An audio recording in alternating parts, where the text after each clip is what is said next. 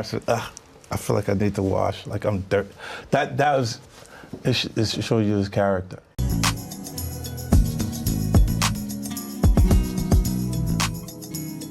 Welcome to the Common Sense Philosophy channel. Today's title is 50 Cent Won or Just Diddy Done? 50 Cent Won or Just Diddy Done? At this point, you might have heard about the 50 Cent documentary. It's called Sean Combs' The Reckoning. And what's so crazy about the whole thing is he's got footage that I guess Diddy had already paid to come out himself on Netflix, and somehow he's got a hold of it. And 50's doing what 50 do. So to get some background on this, 50 Cent and Diddy had worked together a long time ago. They before 50 Cent's album came out, Get Rich or Die Trying, which a lot of us know about, which was a big record with a lot of massive hits on it.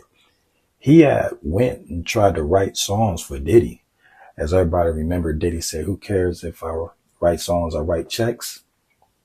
So 50 Cent was one of the writers that had went to work with him. And when he had went, he was going through what he was going through. I believe he had just got shot. He was trying to heal or whatever, and he had a gun on him. I don't know if that exactly how it went, but somehow Diddy walked in on him and he pulled the gun out. And he was, you know how Diddy is. He was like, Playboy, you know, you're not going to be able to work here. So that started that energy between them where he was like, And then eventually he took off the song that he was on with J-Lo. And over time, they just always had these little issues. Even at a point after 50 Cent's career was really big, he was working with Interscope, and eventually they fell out. And then Diddy had went over there and did a big deal with them right after that. So there's always been this weird energy between them. So just to stabilize that from the beginning. So you know, he got the footage of him talking. Diddy was doing some footage that he was going to put out with Netflix. He had his own deal. But when they said that Diddy couldn't control all the edits and everything, Diddy said, forget it, and went on about his business. But the person that did the footage for him, the video, was a third party. So that third party was able to take that footage and look like they sold it to 50 Cent. And that is a problem in itself. So there it is. He took some of that footage and put it in Sean Combs' The Reckoning documentary. And that's kind of how that went.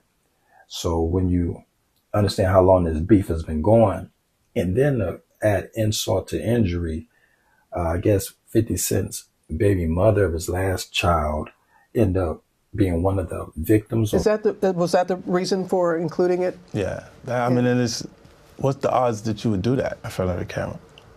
Like that's one of the moments where he forgot he was on tape. How do you respond to people who say that it's more about the disdain that you have for Sean Combs than it is for giving the victims a platform? What they consider a pre-existing beef, right, for 20 years, right, is me being uncomfortable with him suggesting that he takes me shopping, or I looked at it like it was like a tester, like maybe you'll come play with me, type of thing, right? And it's not personal. I think it's important to also let people know that the show is not completely the perspectives of people that did not like Sean. We weren't trying to just get the highlights, the salacious details, you know, that the real goal was to storytell. And not everyone needed to have an allegation to be a part of this. People that was a part of this trial on Diddy, guess he was paying her rent, Diddy was taking care of her. I don't know, but somehow he ended up messing with his baby mother, and it got a little crazy. And so that's another reason 50 Cent don't like Diddy. So this documentary may be somewhat biased if you really think about it from that standpoint. So that's what we're all waiting to really see how this goes out. And I can understand it, why he would feel away. I can understand both their positions. You know, and also this from Diddy's side, You know, I remember when that, because you know Diddy and Rick Ross were real cool. The rapper Rick Ross and 50 had got a hold of fell out with Rick Ross, and he had got Rick Ross's baby mother, and they was hanging out at Mayweather's house. So I remember that, and then in that video that they showed where uh 50 Cent is hanging out with Mayweather with Rick Ross's baby mother, we also remember that Diddy came over there and was talking to them, trying to squash it.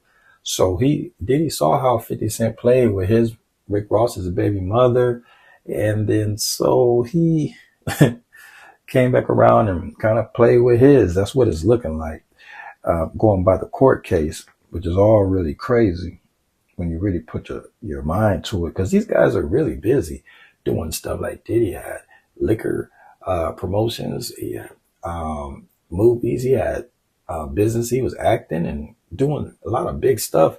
50's out here acting, doing movies and all this. So when you look at this and you see these things going on with these guys, you're like, where do they find the time for this nonsense? But that's what makes me believe that it's a deeper issue. They really don't like each other.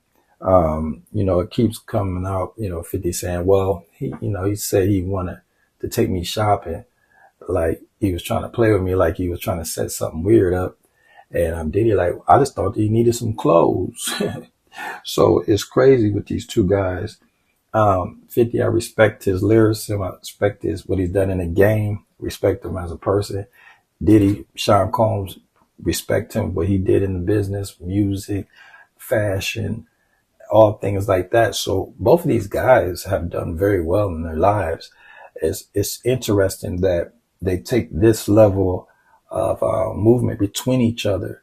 You know, some people may go into the whole thing and like, oh, we were all supposed to be family. We're brothers. We're black men, African Americans. But clearly there's a line between these two.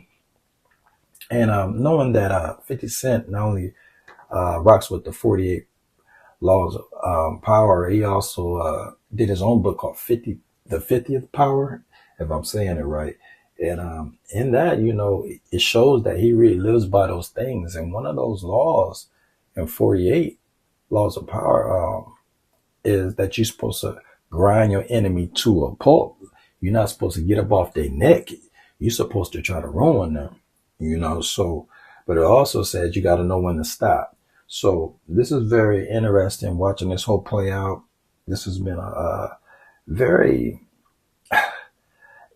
you know, as a man watching these two guys, like I said, I watched their careers, and I know what it is to make money and become successful and handle business and take care of your family. You just look at these guys and be like, at this age, just take care of your family. But I know you also can't tell nobody how to feel. So clearly they feel a way towards each other.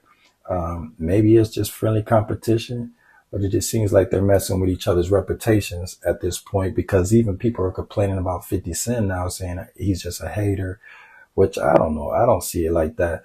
They're saying he's a hater. You know, he's trying to tear down another person. And like some people are saying another black man. And some say, well, Diddy's a bad person and he getting what he deserved. So, you know, both of these angles is very interesting. As far as the footage of him saying he needed to go take a bath or take a shower or he needs some hand sanitizer, after giving 150 people hugs and handshakes, I think anybody would want to put some sanitizer on their hand or go take a shower anyway. You know, after you've been outside, if I only shook two people's hands, but 150, I definitely think a shower would be in order.